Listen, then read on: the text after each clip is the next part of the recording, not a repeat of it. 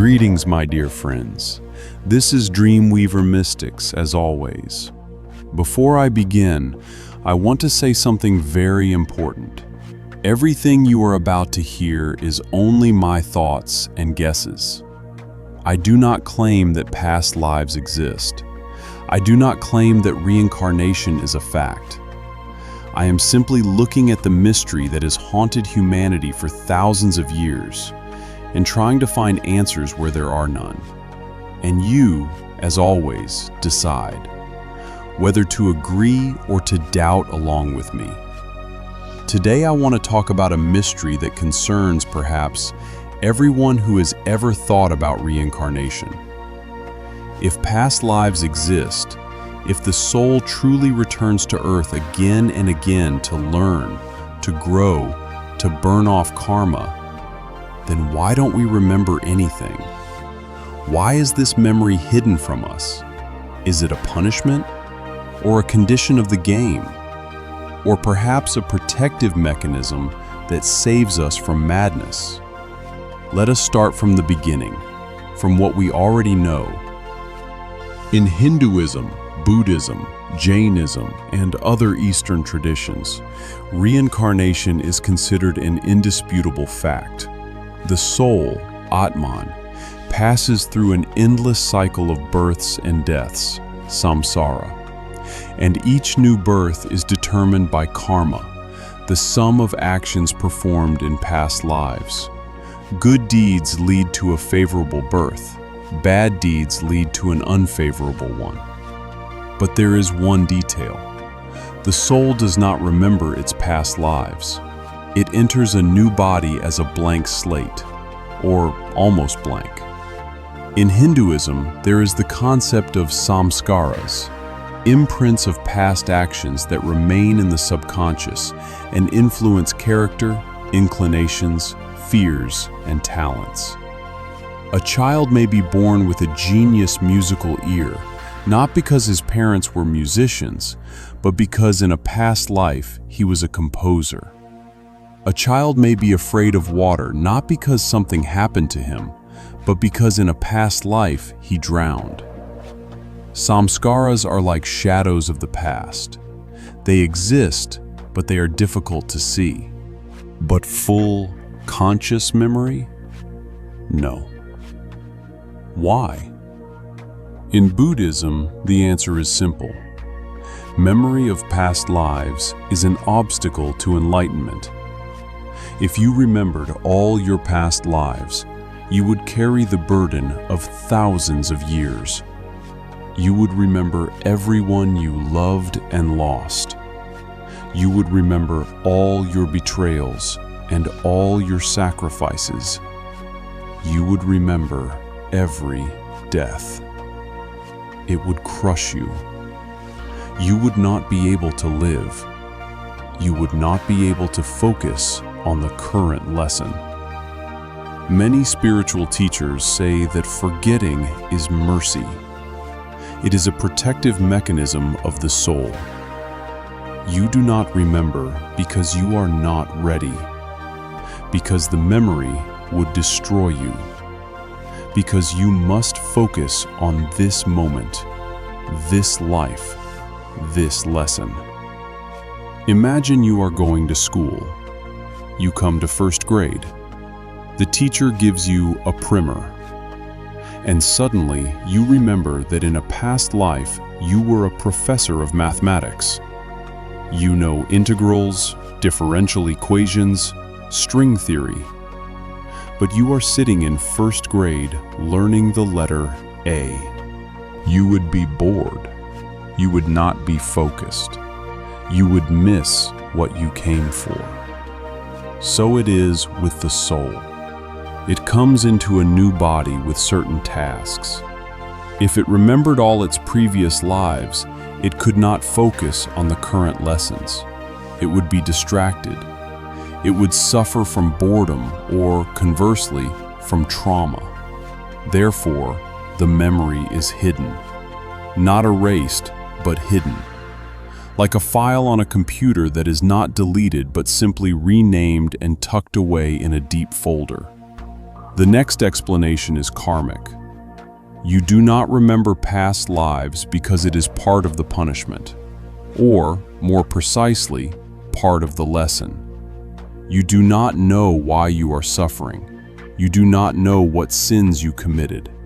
And that forces you to seek answers, forces you to grow, forces you to become better. If you knew that in a past life you were a tyrant who tormented people, you might say, "Ah, that's why I am suffering now. Oh well, I deserve it." And you would resign yourself, but you would not grow. But without knowledge, you ask questions.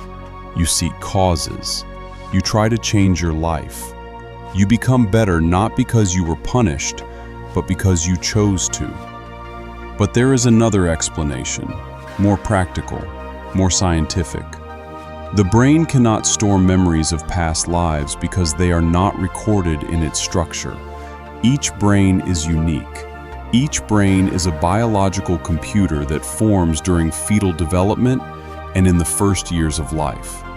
Memories are stored in neural connections. If there are no neural connections, there are no memories. The soul may remember, but the brain cannot. The brain is the soul's tool. It does not store information about past lives because it was not there. It was created for this life, and only for this life. This explanation, by the way, fits well with the idea that we are files and the body is a bio-robot. The file, the soul, can store information, but the operating system, the brain, may not have the drivers to read that information, or it may have them, but not use them. Reincarnation researchers, such as Ian Stevenson, collected thousands of cases where children spontaneously remembered their past lives. They named names, places, details that were later confirmed. But these memories almost always disappeared by the age of 7 or 8. Why? Because a child's brain is not yet fully formed. It is more plastic. It can accept information that an adult brain blocks, and the adult brain blocks it. It does not allow these memories to penetrate consciousness. Why? Perhaps because they are dangerous. Perhaps because they are distracting. Perhaps because they are not needed for survival. Evolution is not interested in your past lives. Evolution is interested in you surviving here and now. And memories of past lives do not help survival. They even hinder it. So the brain cuts them off. But there is another, more mystical version. We remember our past lives, but we do not know it. Our fears, our talents, our inexplicable likes and dislikes. That is the memory of past lives. You are afraid of dogs? Perhaps in a past life you were mauled by a pack. You are drawn to medieval history? Perhaps you lived then. You feel an inexplicable connection to a stranger. Perhaps you knew them in another life. We remember, but we do not know that we remember. Our memory of past lives is not a movie we can watch. It is a smell. It is a sound. It is a feeling. It is intuition. It lives in the subconscious. It lives in the body. It lives in those places where the conscious mind does not go. Many people who have had near-death experiences report a life review. Their entire life flashes before them, from birth to the moment of death. Every event, every thought, every feeling. What if after death we see not only this life, but also all previous ones? What if at the moment of crossing the boundary, all memory returns? In the Tibetan Book of the Dead, the state of Bardo is described, the intermediate state between death and a new birth. In this state, the soul sees past lives. It sees its actions and their consequences. It understands what it has learned and what still lies ahead. Then it chooses a new birth and forgets. Because if it remembered, it could not start anew. In ancient mysteries, there was the concept of the water of forgetfulness. Before entering a new body, the soul drinks from the river Lethe and forgets everything. Plato wrote about this. In the Republic, he tells of the warrior who died, saw the afterlife, and then returned to life to tell of it. He saw souls choosing new destinies and then drinking from the river of forgetfulness. Why? So as not to be tormented by memories, so as not to drag the burden of the past into the future.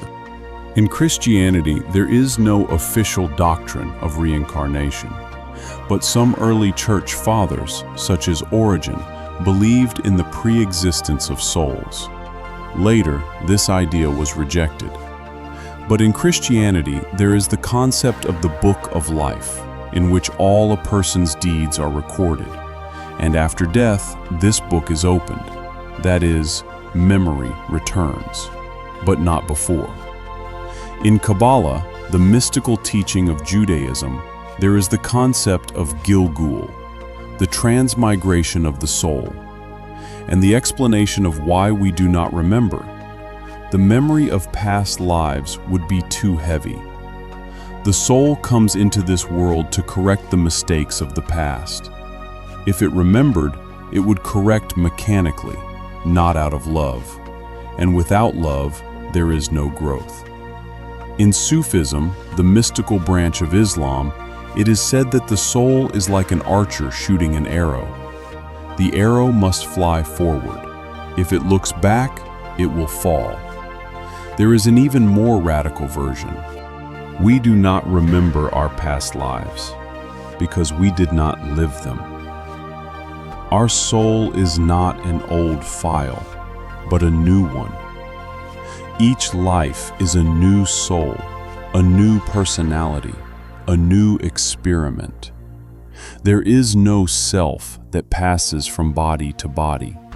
There is only a stream of consciousness that disappears at death and reemerges at birth. This version is close to the Buddhist concept of anatta, non-self. The Buddha taught that there is no permanent, unchanging essence. There are only 5 aggregates that arise and disappear. Death is the dissolution of these aggregates. A new birth is the arising of a new combination, which is not identical to the previous one. If this is the case, then there is nothing to remember, because the one who lived in a past life is not you. It is someone else, connected to you karmically, but not identical. Like the flame of a candle that is passed from one candle to another. The flame is not the same, but it continues. And here I return to myself, to my thoughts. I do not know if we are reborn. I do not know if we remember anything. I do not know if this is a blessing or a curse. But I know that this question is one of the most important, because the answer changes everything. If we do not remember past lives because they do not exist, then we live only once, and this life is everything. Then its value is infinite. Every moment is unique and unrepeatable. There is no second chance, no next level, only here and now. If we do not remember because the memory is blocked, then we must seek the keys. Meditate, practice lucid dreaming, study our fears and talents. Perhaps behind them lie our past lives. If we do not remember because the memory would be destructive, then we should be grateful for this forgetting. It protects us. It gives us a chance to start anew. In Conversations with God by Neil Donald Walsh, there is a phrase that stayed with me. You do not remember because you are not supposed to remember. You are to create yourself anew in every moment.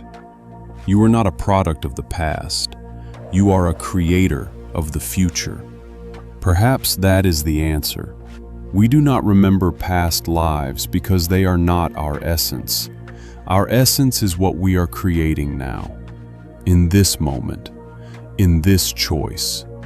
The past, even if it existed, is just a springboard, or a lesson, or a dream, time to wake up. And that is all for today. This was Dreamweaver Mystics. Do not forget to subscribe to the channel if you have not already. And hit the notification bell so you do not miss new videos. And write in the comments, do you think we are reborn? And if so, why don't we remember anything? Do you regret not remembering? Or are you glad? I read everything. And remember, perhaps you already remember, you just do not know it. Until next time.